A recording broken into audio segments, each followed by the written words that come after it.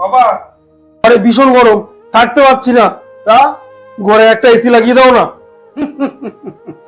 তোমার ছেলে বলে কি ঘরে নাকি এসি লাগাবে? এসি? এসির তো অনেক দাম। তোর বাবা এত টাকা পাবে কোথা থেকে? কেন? আমাদের যে বাগানটা রয়েছে ওখান থেকে 2-4টা গাছ বিক্রি করে দিলেই তো হয়ে যায়। রেখা, কাকে আমরা পড়াশোনা শিখিয়ে বড় করলাম, সে কিনা গাছ বিক্রি করে এসি কিনে?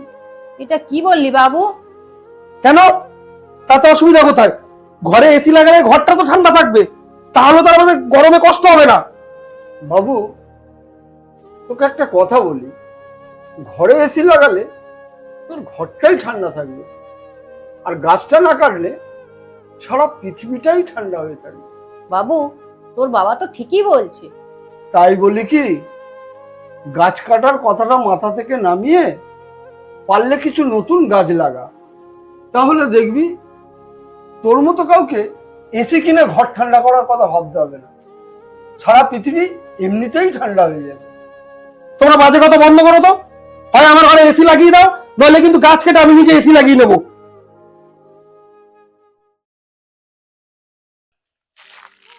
আসো দাদা।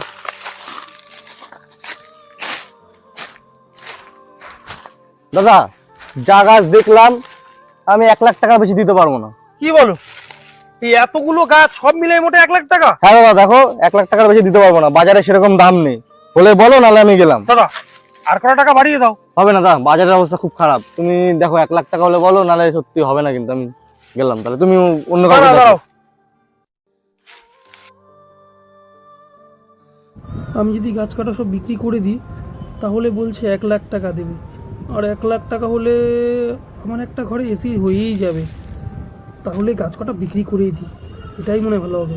ঠিক আছে দাদা, তুমি তাহলে 1 লাখ টাকাই দাও। তাহলে চলো ব্যাংক থেকে তুলে দিতেছি। হ্যাঁ হ্যাঁ, চলো চলো। আর বিকালে এসে কিন্তু গাছ কেটে নিয়ে যাবো। তোমার টাকা দেওয়ার পরে তুমি যখন ইচ্ছা গাছ কেটে নাও, ঠিক আছে। বাগান তোমার। ঠিক আছে।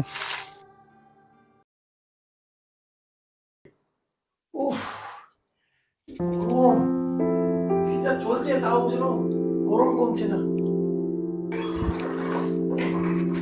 বাবু, বাজার থেকে ওষুধটা এনে দে তো।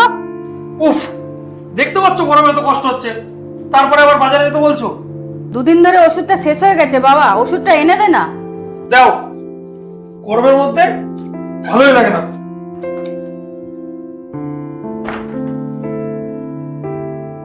আজ চারিদিকে এত গাছ কেটে বন ধ্বংস না করলে পরিবেশের আজ এমন হাহাকার অবস্থা হতো না। ঠিকই বলেছো। কি গরম,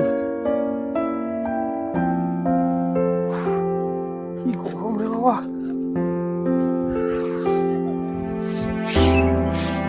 মাফ করো, এখন ভিক্ষা টিকা দিতে পারবো না। মা আমি? এ কি তুই? তোর কি অবস্থা হয়েছে? মুখ পুড়ে তো কালি হয়ে গেছে। আয় বাবা, ঘরে আয়।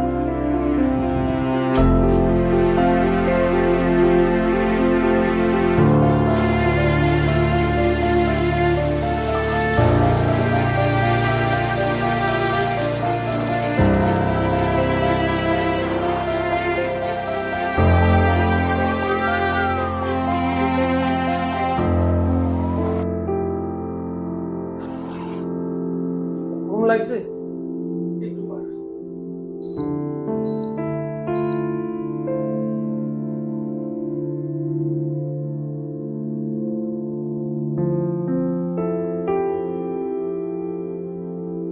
কি বাবা, কি হলো?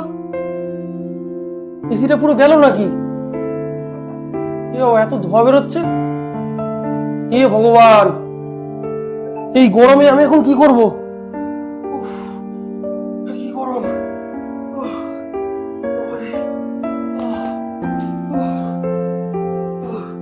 বাবা তোর কি হয়েছে বাবা? তুই হাঁপাচ্ছিস কেন বাবা? কি হয়েছে রে তোর বাবা? আমি বারবার বারণ করেছিলাম গাছ কেটে এসি কিনতে হবে না, এসিটা থেকে থেকে নিজেকে পোল্ট্রি মুরগি তৈরি করে ফেলেছি, বাইরের একটু গরম সহ্য করতে পারিস না। আজকে যা গরম পড়েছে এসিতেও থাকা যাচ্ছে না। তুমি কি এখন চুপ করবে? ওকে কোথাও নিয়ে গিয়ে ঠান্ডা জায়গায় বসাও। কোথায় বসাবো? তোমার ছেলে একটাও গাছ রেখেছে? সব তো গাছ কেটে ফেলেছে, এই তল্লাটে কোনো গাছ নেই, সব বড় বড় বিল্ডিং তৈরি হয়ে গেছে। হায় রে ভগবান, এখন যে আমি কি করি। চলো বাইরে কোথাও নিয়ে যাই।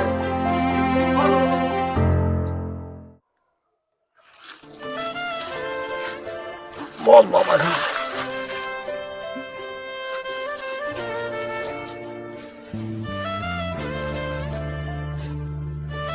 চল।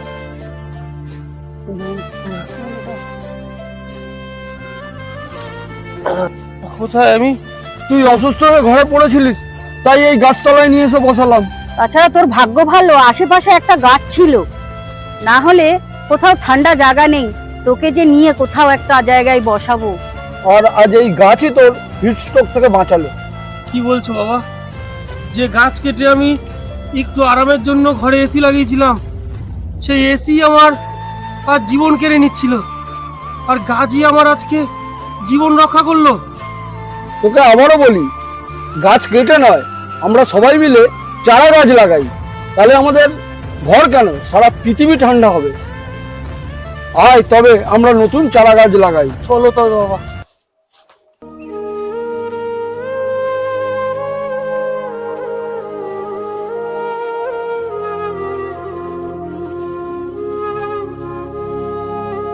পৃথিবীর এই বিশ্ব উষ্ণায়নের হাত থেকে বাঁচতে হলে আসুন আমরা সবাই মিলেমিশে একসাথে নতুন গাছের চারা লাগাই, তাহলে ঘরে এসি লাগাতে আর হবে না, সারা পরিবেশটাই ঠান্ডা থাকবে, মানুষ এই তীব্র দাবদাহ থেকে এমনিতেই স্বস্তি পাবে। এই ভিডিওটি আপনাদের কেমন লাগলো অবশ্যই আপনাদের মূল্যবান মতামতটি কমেন্টে জানাবেন। ধন্যবাদ।